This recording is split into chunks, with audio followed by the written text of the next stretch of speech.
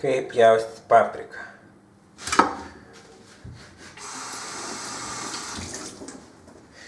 Kaip pjaustyti papriką.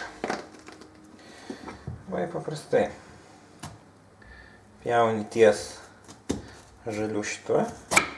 Hop, hop. Hop. Lieka tokia chuinė, kuri niekam nereikalinga. O jeigu ir bus kelios sėklos, tai nesugadins patiekalo. Jeigu sugadins, pasakysiu.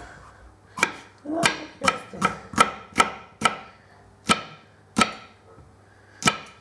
spjausti kaip